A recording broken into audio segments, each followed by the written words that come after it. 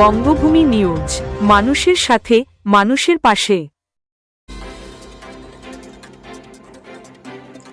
জমি বিবাদকে কেন্দ্র করে উত্তেজনা ছড়ালো কাকদ্বীপের গণেশনগর এলাকায়। ধানের জমিতে লাঙল করার সময় এক বৃদ্ধকে মারধর পর্যন্ত করা হয়, এমনকি ওই বৃদ্ধের স্ত্রীকে মারধর করা হয়েছে বলেও অভিযোগ। তিনি বর্তমান কাকদ্বীপ হাসপাতালে চিকিৎসাধীন রয়েছেন। তবে এ বিষয়ে কাকদ্বীপ থানায় একটি অভিযোগপত্র দায়ের করা হয়েছে। সেই অভিযোগের ভিত্তিতে পুলিশ তদন্ত শুরু করেছে। পুলিশ ও স্থানীয় সূত্রে জানা গিয়েছে, গণেশনগর এলাকার বাসিন্দা ৬২ বছরের অশোক কুমার দাস তার জমিতে পাওয়ার ট্রিলার দিয়ে লাঙল করছিলেন।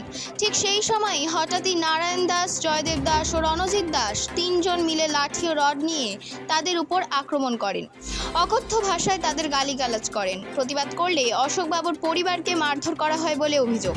এছাড়াও তাদের প্রাণে মেরে ফেলার হুমকি দেওয়া হয়েছে। দাস পরিবারকে মারধরের পর অভিযুক্তরা পাওয়ার ট্রিলার নিয়ে পালিয়ে যায়। এ বিষয়ে অশোক কুমার দাস বলেন, খুব আতঙ্কের মধ্যে রয়েছি। স্ত্রী হাসপাতালে জীবনের সঙ্গে লড়াই করছেন। পুরো বিষয়টি কাকদ্বীপ থানায় লিখিতভাবে অভিযোগ করা হয়েছে।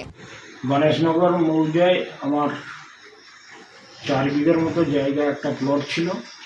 সেখানে আমি আমার পাওয়ার টিলার দ্বারা লাঙল করতে গিয়েছিলাম। সেখানে লাঙল চলাকালীন কয়েকজন দুর্বৃত্ত 3 জন এসে আমাদের উপরে বাঁশের লাঠি এবং বাটাম দিয়ে চড়া হয়। সেই অবস্থা দেখে আমি আমার স্ত্রীকে এবং আমার পুত্রদেরকে ডাকি। ওরা যাওয়ার পরে ওদেরকেও মারধর করে। আমার স্ত্রীর হাত ভেঙে যায়, আমার মাথায় চোট লাগে, আমার মাথায় একটা স্টিচ করতে হয়েছে।